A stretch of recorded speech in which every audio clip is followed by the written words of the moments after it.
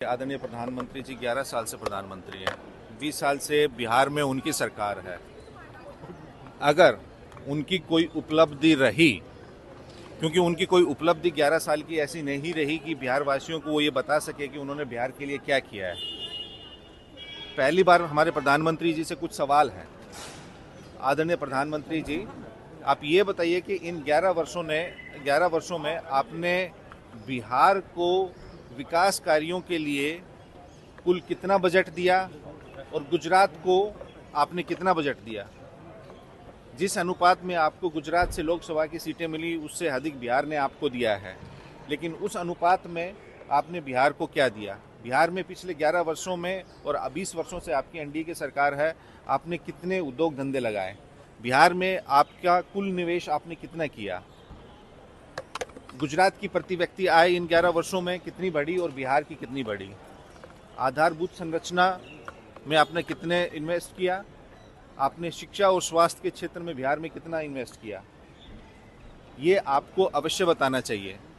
क्योंकि जिस व्यक्ति के पास अपनी उपलब्धियां बताने के लिए कुछ नहीं होता, तो वो ध्यान भटकाने के लिए इस प्रकार की बातें करते हैं। आप ये समझिए, ये आप सब प्रबुद्ध लोग हैं। आप राजनीति से इत्र जाके ये सोचिए कि उनकी बिहार के प्रति प्रधानमंत्री की क्या धारणा है।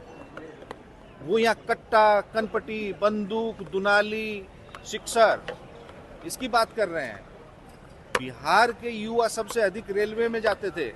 उन्होंने एक बार भी रेलवे की सारी नौकरियां समाप्त कर दी, रेलवे की भर्तियां बंद कर दी। उस पर क्यों नहीं बोल रहे। तो बिहार के युवाओं को वो कट्टा, सिक्सर, दुनाली की बात कर रहे हैं। बिहार के युवा सबसे अधिक सेना में जाते थे। सेना में वो अग्निवीर की योजना ले आए, तो वो नहीं चाहते कि बिहार के युवा अग्निवीर के बारे में बात करें।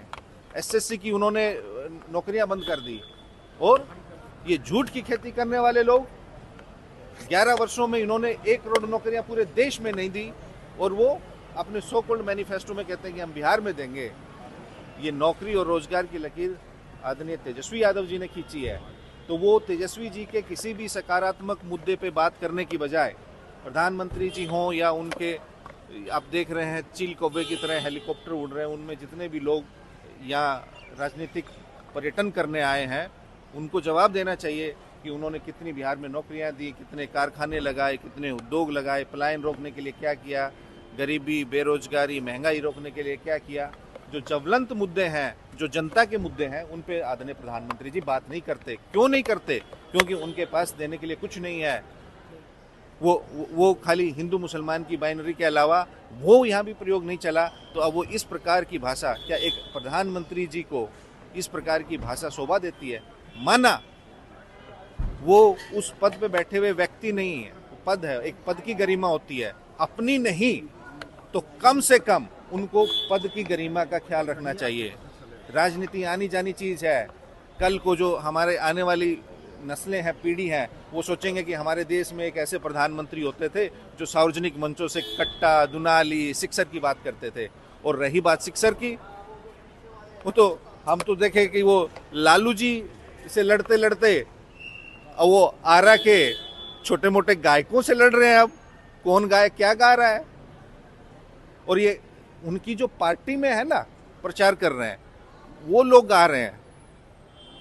जितने भी अश्लील गाने गाने वाले भोजपुरी के हैं, वो सारे उनके पार्टी की शोभा बढ़ा रहे हैं। उन सबको इन्होंने एक एक हेलीकॉप्टर दे रखा है। तो प्रधानमंत्री जी मुद्दा विहीन बात करते हैं। देखिए, तेजस्वी यादव सृजन करता है, वो नौकरियों का सृजन कर रहे हैं, और प्रधानमंत्री जी विनाश की और विध्वंस की बात कर रहे हैं। एक सवाल है सर कि देखिए, चुनाव आयोग के समक्ष हमारे कुछ सवाल हैं, उन्होंने जवाब नहीं दिए। कल हाजीपुर में ऐसा हुआ कि स्ट्रांग रूम में सीसीटीवी बंद हुआ। हमारी पार्टी की तरफ से आधिकारिक बयान भी गया, वीडियो भी जारी किया गया। फिर उसके बाद समस्तीपुर के सराय रंजन विधानसभा में एक कॉलेज के पास पर्चियां मिली। फिर उसके बाद समस्तीपुर में ही मोहद्दीनगर विधानसभा का सीसीटीवी बंद हुआ। तो ऐसी घटनाएं क्यों हो रही हैं, इसका जवाब देना चाहिए इन सारी चीज़ों का।